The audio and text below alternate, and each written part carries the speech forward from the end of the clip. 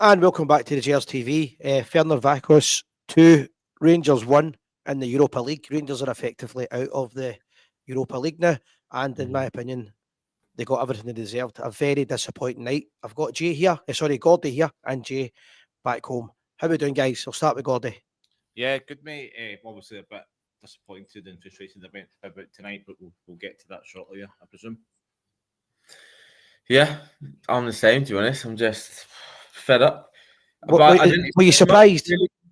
Well, I'm not. I didn't really expect much, but I expected a lot more than what we got. You know, I felt like the players played like they just couldn't be bothered to be there.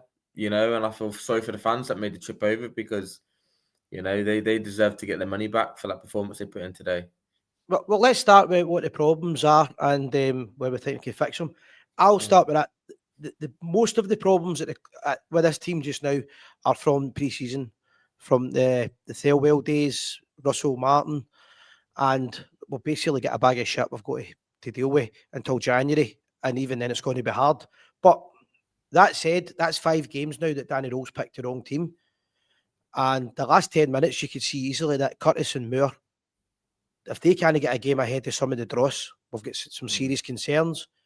The defence are absolutely woeful. You just pick a different defender every week to make a mistake, a vital mistake. And the attack, well, Miovski, great goal. Now he's injured with another muscle injury. Shermiti is incredibly bad, and Danilo just looks finished. Mm-hmm.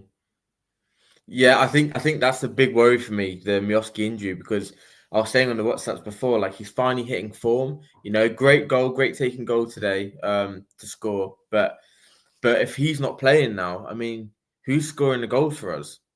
Because we can't rely on Shermiti, that useless idiot. Honestly, I can't believe he spent so much money on him because he is nowhere near the levels required. I don't even feel like he's at the levels required to be a professional footballer at this rate. You know, I said on the show the other week, he looked like a soccer aid player. He is not good enough. He's never going to be good enough. And I was stuck with him. But it's like, if Miovski's injured, what are we going to do? Who are we going to be playing there? Because we cannot rely on him. So we're going to have to play Danilo up top. And he looked finished today. He didn't look like he had the legs or even the desire to make something happen. He looked a bit lost. And I'm just lost for words, to be honest, in terms of like the quality that we've got in this squad. How have we spent so much money and this is now the outcome we've got to spend? It's pathetic. Gordy. Yeah, I mean, just to echo both your points, I mean, the defence is woeful, and Simon says the problems began pre-season with the fact that we don't have a permanent defence, and you know, the worst thing is we need to rip it all up in January and start again with the defence. Jay, I've gone to Shermiti in a wee second, and Danilo as well. I thought that a couple of players did okay tonight. You know, not every player played absolutely horrible. I thought there was a couple of decent performances. I've been impressed with Barron in the last few weeks. I think he's coming on in a game. Yeah. I was impressed with Miovski because he kept trying up until his injury. And, you know, I've been critical of the strikers, including Miovski, but what a finish it was. So he gets pass marks. You know, but, you know, I'm running out of things to say about this guy, Shermiti, because it's unbelievable that this guy is costing £8 million. Now, I cannot remember him touching the ball when he came on. Like, no. I can remember he got a foul towards the end when the guy kind of tugged his shoulder, but I genuinely cannot remember him touching the ball. I think he nearly got the ball a few times. And honestly, I think he nearly got it. You know what? This is our money. Aye, you know what I mean? It's our money that we spent in this guy. And you said soccer age, Jay. I mean, Simon talks about, you know, his BB days in here. And I even now, I don't think somebody would even get to give Simon's BB team. And you know, and yeah, it's incredible. And and Danilo, I've not said Danilo's not get the ball for me in the 3 years he's been here. But that's what people. So let's go through what we're talking about. Where you gave us there, right? I think we would all agree that we're hoping that Miovski's just been taken off as precaution, because if no, the next 3 weeks, 4 weeks, whatever it is, it's going to be a real struggle That's a concern if he's injured for 3 or 4 weeks. Yeah, because especially now in this period, the amount of games that we've got coming thick and fast, and big games as well. You got Hibs on Monday, then you've got obviously the game against Hearts, and then you go into Motherwell, St Mirren, and then you've got the Old Firm at the start of Jan. So we need him available. If we don't have him available, we're not. I mean, I think getting before the Old Firm, you're looking at those 4 fixtures. You know, obviously, I'm going to hope we get 12 out of 12. Realistically, I think probably 10 out of 12 points will be a good return, considering the squad that we've got in this currently. But if we don't have Miovski available, I mean, I can't even see us getting 10 out of 12 in those games. You know, we'll be lucky to get 8. And another thing as well, sorry, I actually think we missed a moot. I thought Gassama was absolutely dog shit at times. He was. But the thing is, I feel like we've been praising him so much because every other player that we signed has been absolute dog shit, right? Since the start of the season. So Gassama's been like the one that we put on this pedestal and said, oh, he's the one that's actually been all right. But he has been going downhill rapidly. And I feel like he had this impact when he first joined, and he had the goal against Panathinaikos, was it? And both legs against Panathinaikos. And great goal. He scored against Pilsen as well. Yeah, he did. He scored a couple against Pilsen as well. And he had that really, like, that purple patch. But since then, what has he done? Really? Nothing? I mean, I would argue he's dropped. He's clearly a good player, but he's dropped, and you've got young Curtis that could come in there, and he's not getting a chance. And I feel like that's where he's going to be at his best, Gassama, when he's not relied on week in, week out to be the one creative spark in the team. You can see that pressure's weighing on his shoulders. You can see he's drowning under that pressure. He needs to be taken out the firing line and give that young boy Curtis an opportunity, because you saw today, he comes on and he finds himself in the right place at the right time to get chances, you know, and he nearly scored towards the end there. I think it deflected wide. But yeah, it was really unlucky. But just to comment, a statement he said there, I'm going to throw us to Gordy. He was drowning with the pressure. How many players in this team could you describe that with? Because there's a few I could mention. Yeah, I mean, it's a very good question, but what we need to remember, I think, is that we're bringing these guys in from Sheffield Wednesday, lower leagues, you know, from Dundee, from Sheffield Wednesday. We brought Gigan Fernandez from Peterborough. You know, playing. Obviously, probably wouldn't expect him to play in a big game like this, but nevertheless, we're bringing in, you know, Asgard. Who's Asgard signed from Norwich or Ipswich or something like that? Aye. And you know, we're bringing these guys in that probably are good, promising potential players on paper, and they probably tick the right boxes for the stats when they were looking at them to sign.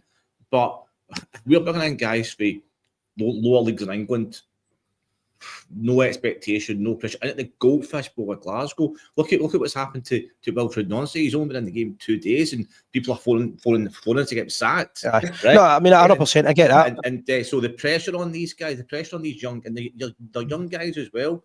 So the pressure on these and guys, that's back to what I said earlier. The biggest problem was pre-season. Before we blame anybody, is the pre-season. So to answer your question, I run about weight. Yes, we're putting too much expectation on these guys, and like Gassam, we're expecting him to go to Hungary. How many European games has Gassam played in his career?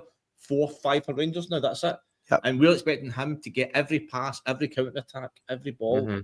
And create chances. And you're right, Si, it's the expectation on these guys is just too much. And just to bounce back on that, this is something that I know I'm repeating myself here, because most of the times we repeat myself because it's the same problems. A minute to go in the first half, and you knew they were going to score. See, when they scored, our heads were down for almost the rest of the game. We came out the second half, they had the bee in their bonnet, and we just looked as if we felt sorry for ourselves. If nobody had any confidence in the defence, Tavernier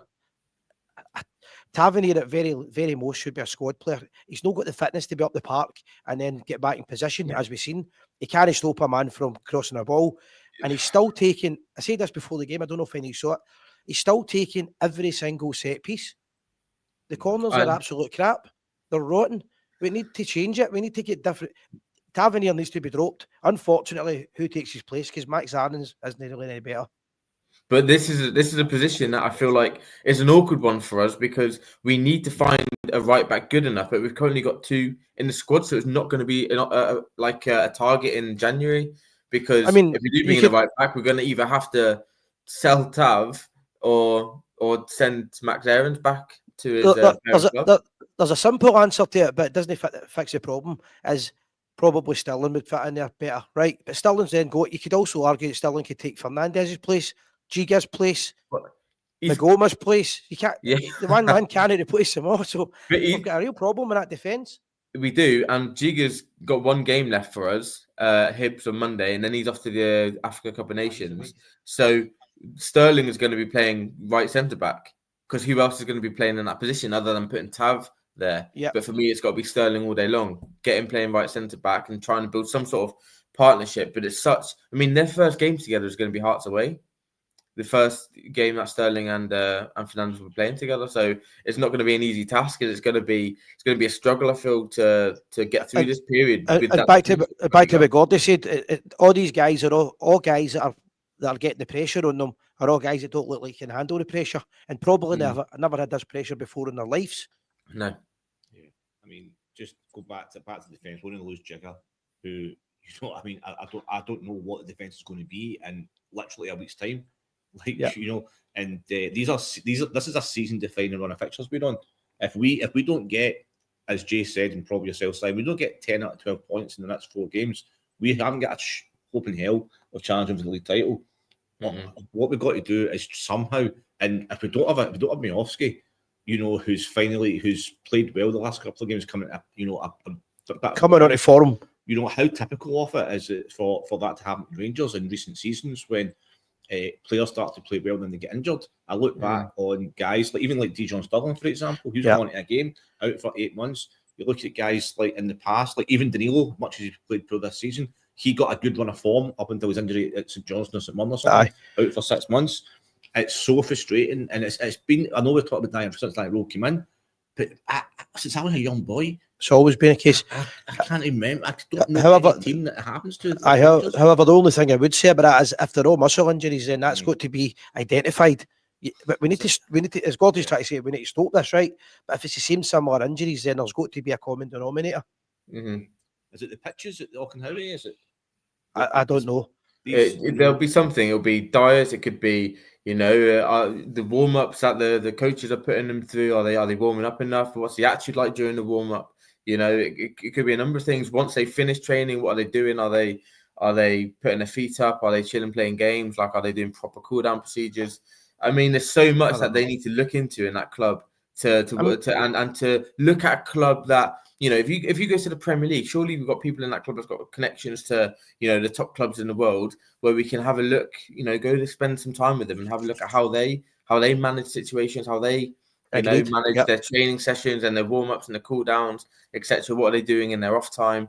You know, what's their diet like? You know, the dietary plan, all of that sort of stuff. We should be, you know, looking at the teams that don't have these sorts of issues. But you look at Arsenal, for example, in the Premier League at the minute. I mean, they've had seasons gone by where they've done well and they've not had any injuries. But the last couple of seasons, they're getting hit hard as well. You know, they're getting injuries every game at the minute. So it's like, even it happens to the, you know, the clubs where you expect them to have the best facilities, you know, and the top people in, you know. I mean, I do agree with that. There is the aspect of bad luck or the 3 games a week issue as well. But for an example, we're playing on Monday night. We've got Hibs at Ibrox. They're going to probably target our defence and probably hammer us, because if we get any more injuries, literally, who else can? I know we're saying who else can we play, but genuinely, who else can we play? We're running out of defenders very, very quickly. Well, Enciala, where's he? Well, I don't know. He seemed to have been in the squad last week. He's not in the European squad, I don't think. No, he's not. I don't think. And I don't think Rowe likes him. I don't know or trust him, but he's not really had a fair opportunity in this season. I'll say that for him. He's not. Has he played this season? I can't remember. I don't think he has. No first team that I can think of anyway. Do I think he's good enough? Well, possibly no, but he does deserve another chance. Another thing is, we might not have a choice. We're really, really short of defenders, and we played 3 at the back here. Will we stick with that? I don't know. I didn't like it. I felt like the players looked lost. They didn't know who to pass to when they got the ball. Well, mainly because Tavernier kept getting lost. Yeah, he didn't know what position he was playing. There was so many times where Tav goes from the right into the middle, he loses the ball, and it's like, I mean, what are you doing in the first place doing that? And then second of all, which you said a few times in recent weeks, he doesn't have the energy to get back now because he's 34, 35. 3 years ago, 3 years ago he can do it. He's older, but You know, if he's the captain of our club. He's been there for 10 years, but he's still making these decisions to cut inside and go on a run for no reason for literally no reason whatsoever. Like there's no reason for it. And then he can't get back. And then even the time he does get back, I was trying to think this on the way up to the studio tonight. I cannot remember Tavernier blocking one cross in my entire life watching him at Rangers. I can't remember it. That's a point I was going to make. The second goal was awful defending from Fernandes, but he shouldn't have had the cross in the first place. Yeah, Tavernier should have blocked the cross. So I know. He jumps out the way of every. But how many times do we say that about Tav? How many times do we say about blocking crosses? He can't do it. He doesn't get out to them quick enough. His legs look to have gone. You know, a comment here from Chick Sharp on about Tav. Last 2-3 years, he should have been playing right midfield. Do you think that's the option now for Tav? Just push him forward, get him away from the defence because. Well, I said that at the start of the season. At the start of the season, I said if you're going to play Tav, you can't play him at the defence, and he can't be the last man in defence because he's not got the legs for it. He's a half decent player still going forward, and he can create a bit of danger, but he can't get back. He just simply hasn't got the legs to get back, and that's a problem. There was a moment in the second half where I think we got dispossessed in midfield and Tav's like bombing forward and leaving that space for them to counter. How many times have we seen that already this season? It's like not even this season. You know, it's not like Vaskin or whoever had the ball. I think it might be Vaskin at the time has acres of space for him to play the ball into Tav, and and it's justified his run forward. It's like he was surrounded by bodies. It was so risky to start bombing forward when the chance of him being dispossessed were quite high in that scenario. So, and also I don't actually think they were a great team tonight, but they were better than us. But a really good team would have, like the Bruges game, a really good team would have tore us apart with that defence tonight. Yeah, we were all over the place. I was thinking during the game, I'm putting this performance in the same bracket as a 6-0 against Bruges, because if you look at the actual quality of opposition, them compared to Bruges, I mean, Bruges would batter these lot. They would absolutely batter these lot. Yeah. But our performance levels were sort of similar. We looked scared. We looked like out of ideas. We looked like we didn't care. We didn't want to be on the pitch, And against Bruges, we were playing with 10 men for the most of the game, whereas this was with 11. And I still felt like we weren't really doing enough to try and win the game.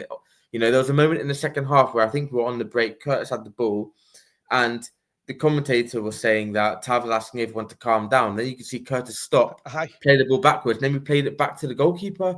I'm I think there might have been like a 3-on-4 and 4-on-4 in that situation. I remember that. We managed to get all the way back to the goalkeeper. I'm like, that just showed exactly the intent of the team in this game. It was just, let's hold on to this 1-1 and try not to concede. But then what happened? We sit back, we don't block crosses, and they have an easy goal, 2-1, and then we start to look like we want to start playing football. But why does it take for us to go 2-1 down for us to actually get up the pitch? And then when we started at that point, when you say we're starting to play football and we're looking for a goal, Chermiti's on at this point and Miovski's off, so you've no strike force. Yeah. To be fair, there's no point in lying about it. You've no strike force if he's a striker. No. So at that point, it's too late. It's too little, too late. I think they should have brought Moore and cut us on a lot earlier, and we were unlucky with the Miovski. But when we scored the goal, we need to learn to score a second goal, kill teams off, and we need to stop this time when we lose a goal, the heads go down, because that was about 40 minutes. Well, not 40 minutes, about half an hour after that goal, we were still heads down.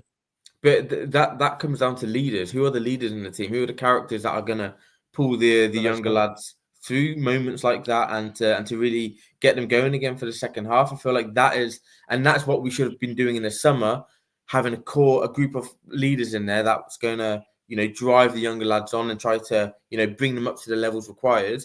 But instead we had the likes of Kieran Dowell, part of the leadership team, and players like that, and that's where we went wrong in the summer, and we're suffering for it now. And we need to try and find a couple of leaders in January that can come into this team and make an immediate impact. To stand a chance, and it might be too late. I know Gordy's mentioned that a minute ago, but I don't want to be too doom and gloom. But to stand a chance, he probably needs to bring in about 4 or 5 players in January. Can he do easily? That? It's going to be hard. One of the suggestions I would have would be, and I'm not naming a player, is maybe getting an older head, somebody that's needing a club, an older head that's not going to last us 2 into the year. And I know it's not a great model, but somebody that can calm it down and play football and talk the rest of the players in the defence through it. Who that is, I don't know, but there must be somebody out there, because we can't have all these inexperienced young boys who are not getting any better. They're getting worse with the expect. It's too heavy a jersey for them, so they need to find somebody. Hopefully, they've been looking at players, but it's going to be really hard. I think if they don't get at least 4 or 5 players in January, they will really, really struggle. Yeah, it's an absolute necessity. But I've been hearing rumours that we're looking at some young Norwegian lad, 20-year-old from the Norwegian league. But I think he's number 6 midfielder. But again, we're looking at young boys coming into a team full of young boys when we need to recruit a few men. You know, so if there's an opportunity to get a good a player that we really feel has got a top level in him, and we don't want to miss out on him, fine. Because if he's going to come in at that 6, maybe he's going to be the Raskin replacement if you're selling Raskin on in the summer, and then we've got him for 6 months to get him up to speed, etc.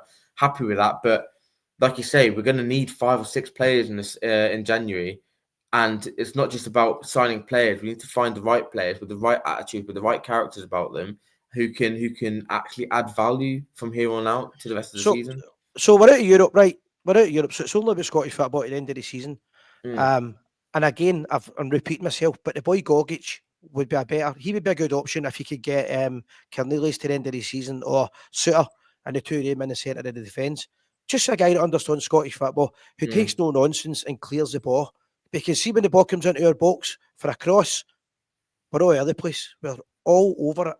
I'll just come in here and say, a couple of weeks ago, I think I disagreed with you on the show regarding this guy Gogic. But see right now, if you offer me Gogic for 6 months, I would to the end of the season, bite your hand off and take it, because right now we've got nobody in that defence that's willing to take command of the situation. You see, even Butland fumbled a cross in the first half. It was such an easy ball to catch, and it was just that just sums it up. Where if you've got a no nonsense set, just one no nonsense centre back, like somebody like Balogun, Gogic, Marvin Andrews, whatever name you want to throw out there, somebody like that clears the lines, that just they can win a header and just get the ball. Don't care about trying to beat a man and pass the ball at the side. Just get out of the park. Because sometimes, sometimes especially when we are, playing against the low block teams, counter attack, or teams just do set pieces, corners, crossing into the box. That's what you need, somebody that can win a header. And see if we just get somebody like that maybe not necessarily that particular player. If he does, good. That type of player. But that type of player, just for even, I hate using this phrase because it's not the kind of model we want, but a stopgap for 6 months that can shut other teams out and just win a tackle, win a header. So I mean, we're not asking much. Somebody can block a cross. I don't think as a backup, Fernandez would be too bad, and I think he will be a good player in the future. But it's an experiment. There's too many experiments at the club. Giga had not a good game. He had a better game tonight, but last against Roma he had a stinker. He's not good enough to play for Rangers, so we need to identify that area quickly. But it's so obvious we need to identify it. Anybody we're going to approach will put the price up, and why would they know? Why would you know do that, Taze? Yeah, but that's January for you, The clubs only really sign players in January when they're desperate, when they need someone to come in and make changes and make improvements to the squad.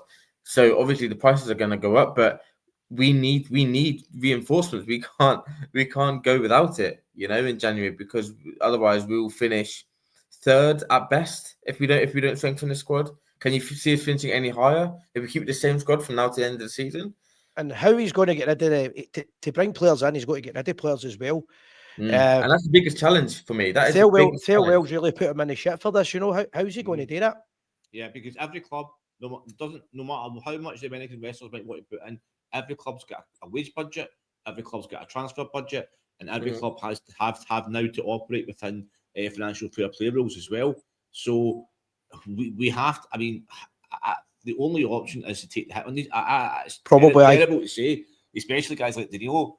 But who's going to come in, look at somebody like Danilo, and pay money for him? Do you know what I mean? Like realistically, he scored 10 goals in 3 years. He's on 28 grand a week. He's get injured half the time. And when he plays, he doesn't touch. He doesn't. He's I don't know. He's a passive passenger type player. So I don't know what has been on in the summer with these transfers. And I mean, I don't want to say anything out of turn, but it just, as the weeks go on and the performances get worse, it just looks crazier and crazier. And I mean, I really don't think there's many situation. managers in the world who'd be able to fix this short term. To be fair, No. no, Danny Rowe. I mean, yeah, I mean, but that's the thing. I mean, even if we fall further behind the league, we cannot get rid of another manager so quickly. I don't think that's on the cards. I think he's under so much pressure to get them. That cannot be on the cards. You know, none of this is Danny Rowe, in my opinion. There's so many issues with the squad. We could have Pep Guardiola in the freaking dugout. What's he going to do with him? You know, what's he going to do with Schmidt up top? Absolutely no chance. I mean, you know. So even Simon's motivational skills would struggle with Schmidt up front, and that's saying something. My worry, guys, what's more important if we can only sort one area of the park out? Is it defence or up front? I would say, and I'm not saying this lightly, I would say we need to fix the defence before the attack. However, I'm not 100% sure which one's more important. I think as it currently stands, defence, because Miovski is coming into form now. So, and we've already got obviously him. And if we maybe start to play the likes of Curtis, Mikey Moore's looking like he's gonna hit, you know, the levels that, you know, the Tottenham fans have been speaking about. So I feel like we've got opportunities there to improve. Defensively, I can't see who comes in and improves that. I can't see levels getting any better for the players that we've got defensively, and that's probably why. If you asked me a couple of weeks ago, I was 100% saying we need a new attack, a complete new attack. But if we had to choose between the two, at the minute, it's defence for me. The midfield will get us to the end of the season. They're not the greatest midfield, but they'll get us to the end of the season. We've got a few guys in there that'll bust a gut for us. But the defence is a real worry. They will go back to the four at the back at the weekend, Monday, against Hibs. I really don't know, because their confidence must be getting worse as well, to be fair. The defenders, they must start thinking what we're thinking. And I honestly think that Jack Butland, he's a victim of this as well, because with these guys in front of you, he must be shitting himself. Yeah. Doesn't give you confidence, does it, when you're a goalkeeper and you've got Jigger and Fernandez doing all sorts in front of you. You don't know whether to come or to go. Or be fair, I think Jigger had a wee spell in the second half where he played, you know, really well for 20 minutes, 25 minutes. I thought he played all right tonight. But the worrying thing is, but and it's a big caveat with this, is you just look at them, they've always got a mistake in them. And I see, especially the first half, every attack Ferencváros had tonight was, I cannot remember, apart from the goal right at the end, I didn't see Ferencváros actually cutting us open with their play. It was all from either a misplaced pass, mistimed tackle, a misplaced dribble that we had. But we're so easy to beat. So any organised team knows what we have said it in this show for at least 18 months. All you have to do is get the ball down the right-hand side, put the ball in the box. Aye. And it's a goal. And that's what they've done. Or you put the ball to the middle, and then, you know. So he's probably watched this, to be fair. He's probably watched it, and it's quite an easy area. But for the manager's point of view, it's an uphill task. The two European games that are left, is it two Europa games left? Yeah, and then we could easily. It's so ludicrous to think this, because we all spoke about how we thought it was a favourable draw, but apart from Roma and Porto at the start, we are 1 point off the bottom, and we've got Ludogorets and Porto. I can see us getting absolutely hammered on current form away at Porto, so we could easily finish second bottom in the league, and but it's a prize money as well. Like, we've lost out on millions upon millions, and that's going to hurt us big time. You know, because we've been doing so well in Europe, and that's helped us and helped the club financially, you know, bring players in and helped this new ownership be able to spend even more money than they probably anticipated. You know, the 20 million that they brought in. I mean, how much did we spend? Close to 40. So all this stuff helps, and it also helps attract players into the club, because they can see us getting to Europa League quarterfinals, getting knocked out in the group stage. Not just help is a disadvantage for us financially going into next transfer windows, etc., but actually attracting players to the club, you know. But that said, and I agree with you, I do agree with you 100%. But the league's now the bread and butter. The Scottish football's the bread and butter. And as much as I hate saying it, I would completely write off the Europa League now. Yeah, it's pointless. We can save this. The money, we need the money, but we can save this by winning the league, right? And that is why the owners absolutely have to invest in the squad in January, because the league's yet to be won. We win the league, we go straight into the Champions League group stage. All of this shambles that we're currently in and losing money, not qualifying for the next round, that is gone because of the amount of money that we'll get from qualifying for the Champions League group stage. We'll get absolutely battered, don't get me wrong, every single game probably. If you look at Bruges, they've only got 4 points so far. They got battered last night at home to Arsenal. That's just the world of football, though. Huh? That's just the world of football. The bigger countries now have got too much power. Yeah. But short term, we need to get this fixed. The other problem we've got, we're saying that we need to do this in January, right? Celtic's got to strengthen in January, and Hearts are going to have to strengthen as well, I think. So it's not just a case of going out and buying players. It's going to be a hard job for Danny Rowe to get the right players in, unless we go for a German market. Or can I ask you a question? And it just came up in my head then when we were talking about it. See the next 4 games, see if we fall further behind, realistically, right? And I hate myself for even putting this out there, but are the owners going to spend millions and millions of pounds in January chasing a dead horse, like flogging a dead horse? If we end up being, we've got Hibs, Hearts, and Celtic in the next 4 weeks, guys, yeah? Yeah. We could, I mean, God forbid, but we could end up 12, 13 points behind. Now, I hope we don't. I think we won't, but if we do, come January the 4th, will the owners actually give Daniel 20 million to spend? I think they committed themselves and said they were going to put money in. And the Americans, as much as I know what Gordy's saying, because if I was owners, I'd probably be thinking, wait now.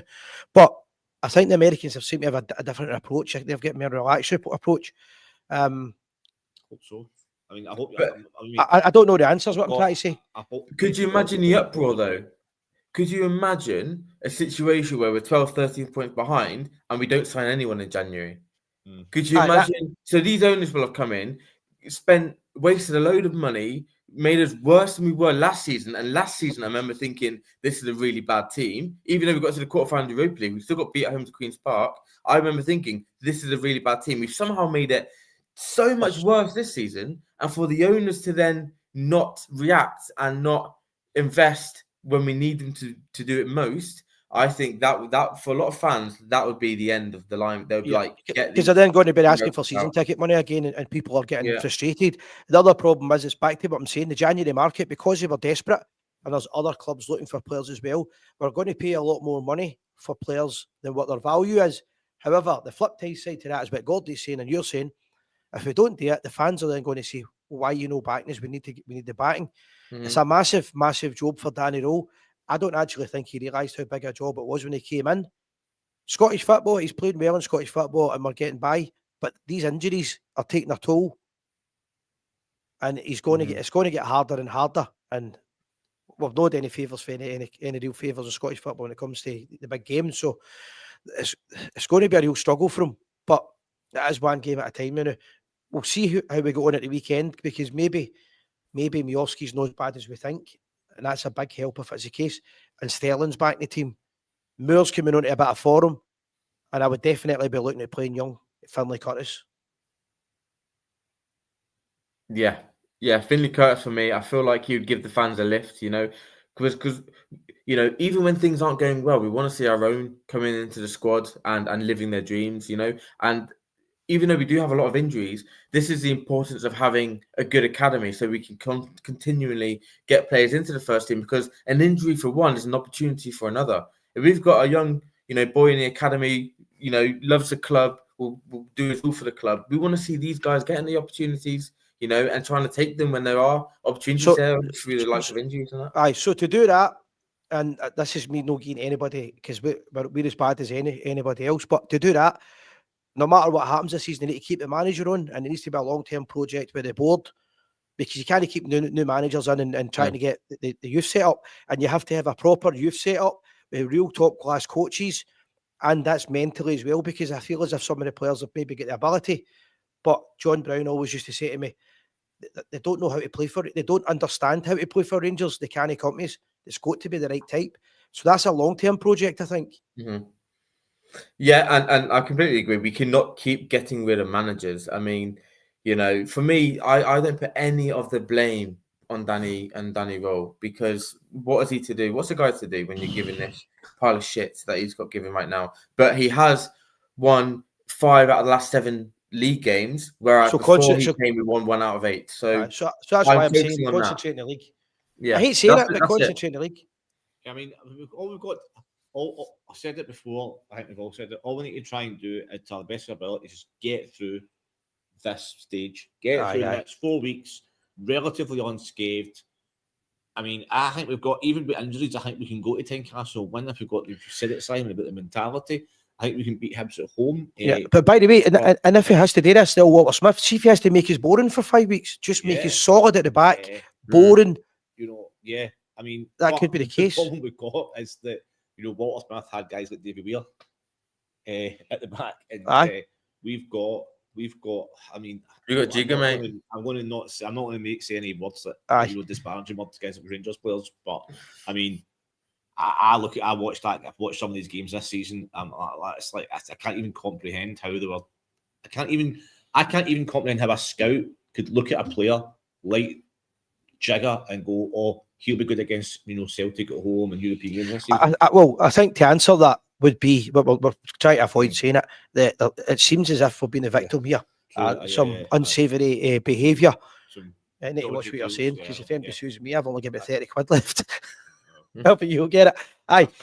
Something's not right, and I think in years to come we'll be looking at what happened with the Thelwell case. But this will be a documentary on it, that's for sure. Because he'll not disappear. He'll be still involved with football at some point. He gets a job somewhere and takes some players. I'm praying for that, by the way. But hopefully before the January transfer window. This is a major problem we've got. Is I think we're still going to be talking about some of these signings at the end of the season. I think this is going to be a real problem for us. And the manager, how does he get rid of him? That's what we keep saying it, but I mean, you've got to take. I actually think that, you know, from a business point of view, you say it's a write-off. Like, well, it's might be the best thing to do. You give him. I mean, see if somebody is still at the end of the season, you come to an agreement and you go give him he's got a 4-year contract. I mean, you put him out on loan for a season, and then you say a second-rate Portuguese team, just say take him. Like, you know what I mean? Pay half his wages for a season. See if it gets on. See for Danny Rowe's point of view. See if it was the old setup with Europe, and we just got no toot my arse last month. He would only live to league to think about, and you wouldn't have had all these problems.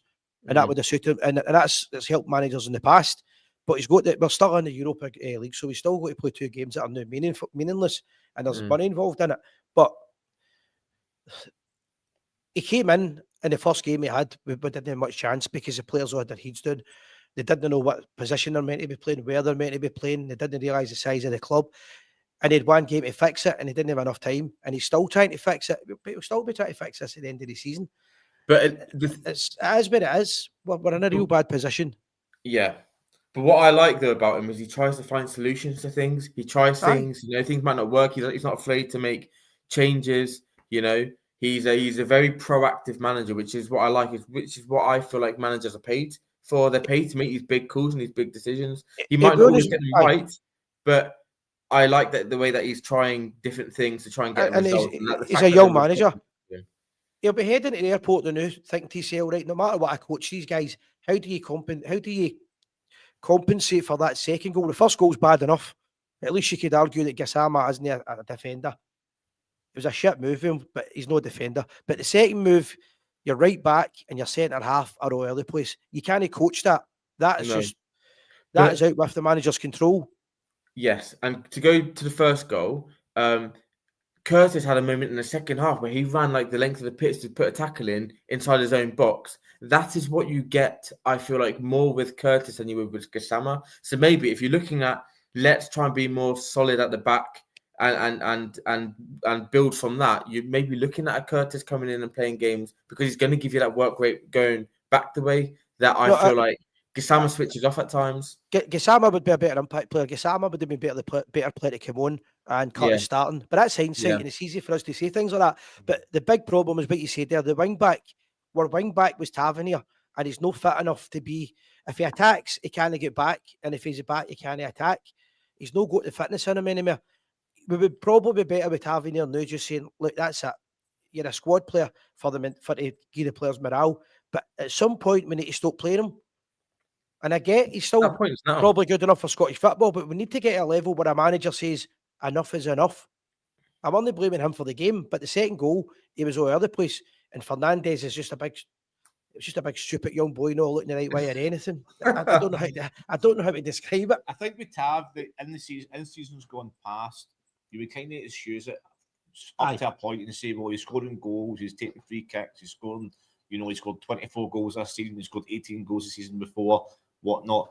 I mean, he scored a couple of penalties this season. He's not now going forward having the impact that he was last season before last. So you can't even say, well, do you know what? The thing about Tav is, yes, he cost us the goal, but look, he set up to tonight or whatever. Every road must end. He's done, man. He's finished. And, it's a shame because I know Tav's come in for criticism. I think unfairly, some of it. Maybe at times, but he's saying worst enemy by his interviews. I was just going to say that. I've not heard his interview tonight if he does one. But so, let's throw that. Let's flip that. Tavernier, for his point of view, almost won us the Europa Cup, right? He can't keep up with that. It's tight. It would do him the world of good to drop him and keep him at the team. We need to build this. We need to figure out how we're going to build this defence in the future. And next season, we cannot be starting with Tavernier. We cannot be doing that. I can see Tav still being here next season, by the way. That's my point I'm trying to say. There's so many players that we need to buy, but he would definitely, next season, if he does stay, he has to be a bit part player, and we need to have an actual right back that we can trust. But that's what we said at the start of this season. That's what moving forward. Mm-hmm. That was the plan this season. But we won't sign a right back this season because we've got Max Aarons. Unless we ship him off, we're going to be stuck with them too at right back. Potentially Sterling, if he decides he wants to play Sterling. So the point I'm trying to make is at some point somebody's going to have to be the manager that says Tavernier's finished with Rangers, and I think that Danny Rowe will have to seriously consider that. I think it will be this season. He took him off after the second goal, so he's seen what we've seen. I think it will be for all intents and purposes. Yes, he may have been at the club beyond this season, but I think this will be his last season for being a regular starter at the club, and I think it's I think from both points of view, as you said, Si, from Tavernier's point of view as well. I mean, does he really want to be starting it again this next season when he can't keep up? It's going to tarnish his legacy. Also, what we were saying is right. I want to go what Jay said, but this was the plan this season was he was going to be a bit part player. He's been playing 3 games a week. He's struggling to play one. He can't keep up. Age catches up with everybody. Except for myself. Age catches up with everybody. It's caught up with him. He cannot do that job. He can't play as a wing back. He just simply can't do it. I can see Chick saying play him in the right midfield. That's a totally different argument. I'm not adverse to that because he's not doing as much running about. It's just he's not a young boy that can fulfill that role. Maybe we'll have to put our trust in Max Aarons and play him there for a few weeks because we've not got any options. But Sterling can't cover all these positions. So Giga's moving. Giga's away to Giga's away to the AFCON. So he's going to have to take that position. I would put Aarons in there. I don't like him before he comes in and goes, he's crap. I know that. But Tavernier's no got the ability, strength-wise and pace-wise to do a wing-back. And that's the way Danny Rowe wants to play, I think. I heard a rumour today that Max Aarons is looking to try and make his move permanent. I'm not sure that's true or not, but then if he is, for example, we need to see if he's going to be good enough because some people have rocky starts to move to a new club, especially a club the size of Rangers. I would just play him. Let's play him and see what happens now. If it gets to the stage where he's an absolute mess, of course we've got to take him out. But Tav hasn't got the legs to keep playing 3 games a week. In an ideal world, to see what he's got. In an ideal world, I would disagree with that. But we're not in an ideal world. We don't have many choices. We're probably going to have to just do it.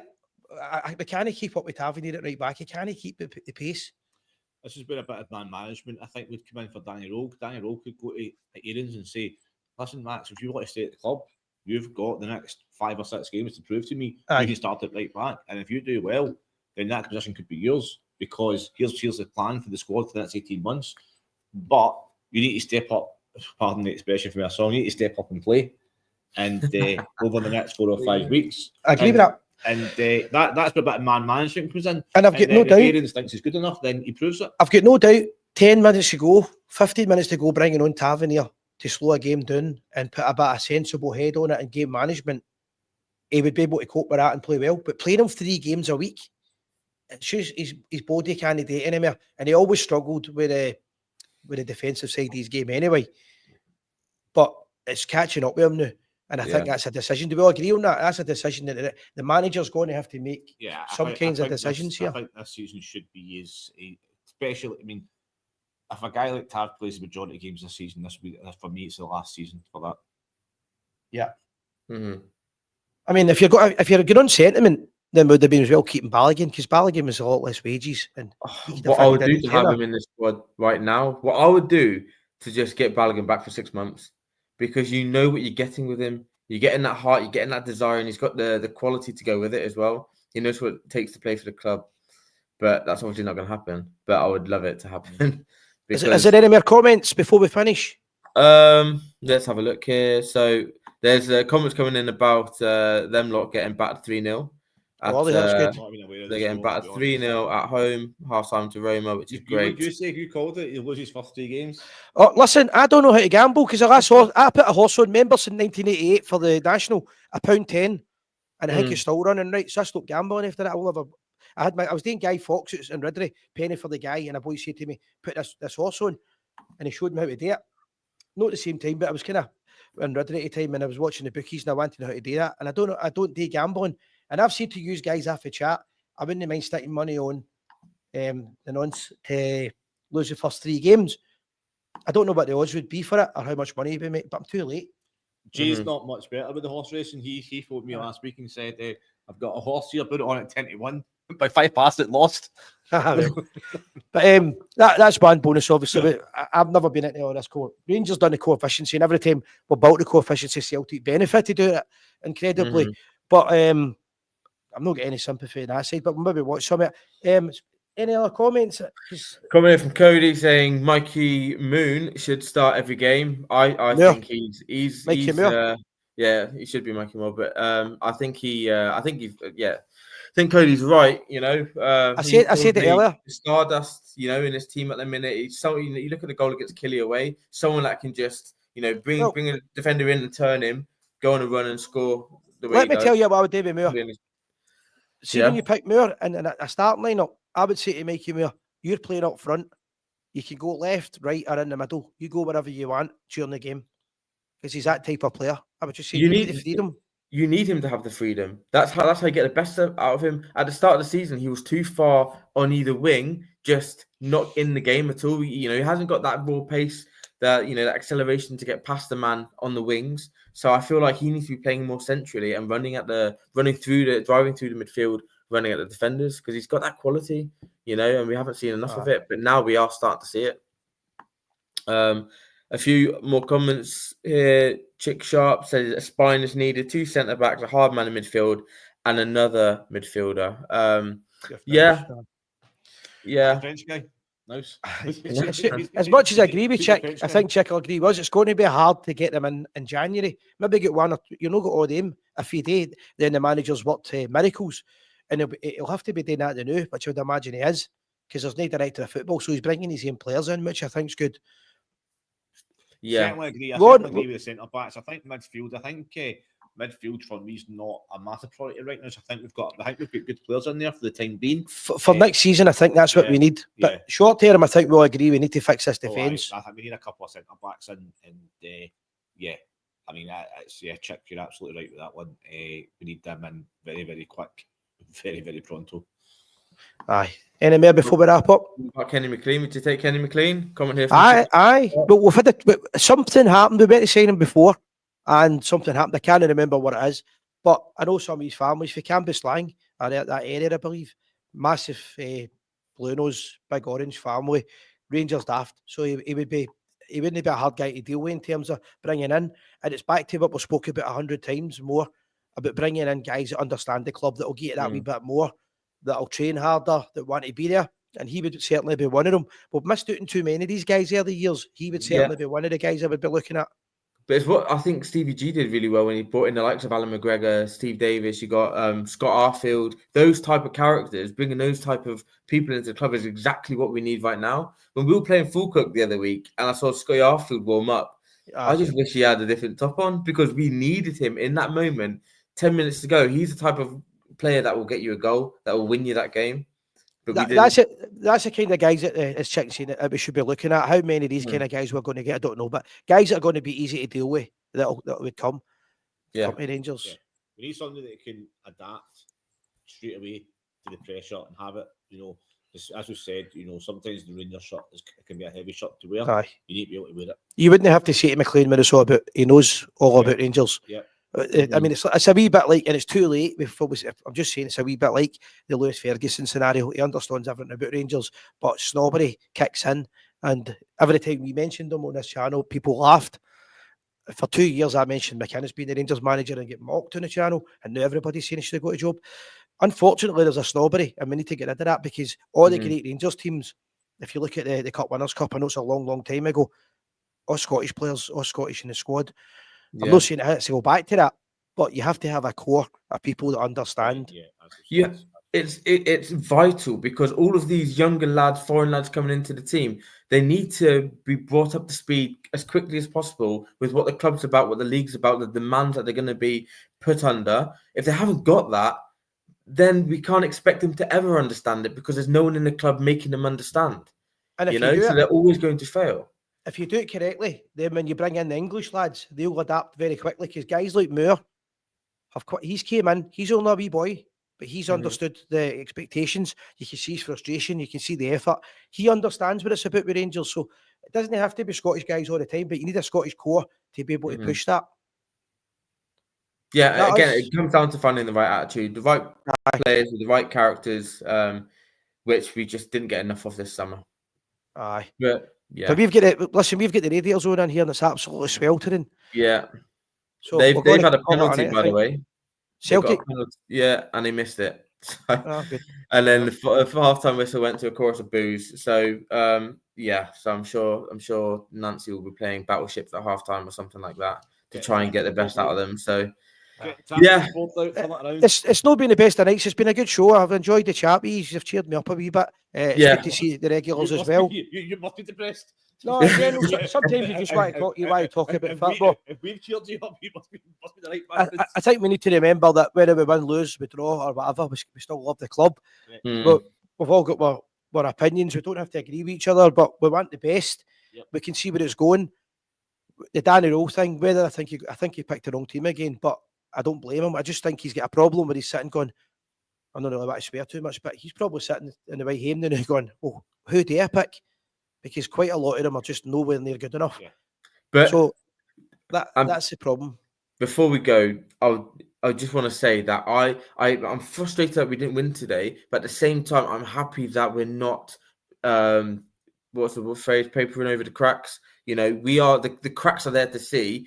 The flaws in the squad are clear for everyone to see. So therefore, and Andrew Kavanagh, he's here all the time, by the way, coming and watching the games and stuff, flying over from America. So he is an active owner, and I feel like there's going to be conversations weekly between the pair of them on how to fix his squad. And I do have the confidence in Danny Rowe that, given time, he'll get the players in that we need in order to improve and move forward. Because this is such a massive season.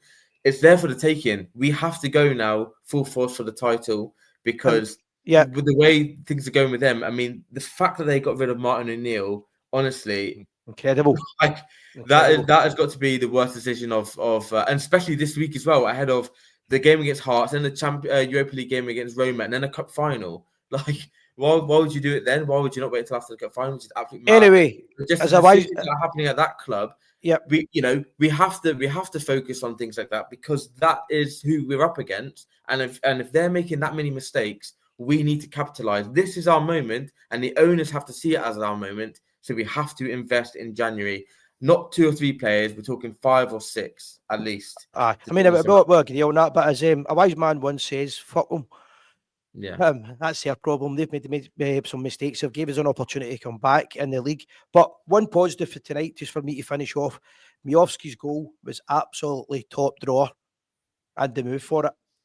So if I'm going to take anything away for tonight, what a goal for Miovski. Yeah. Do you want to pronounce his name? Miovski.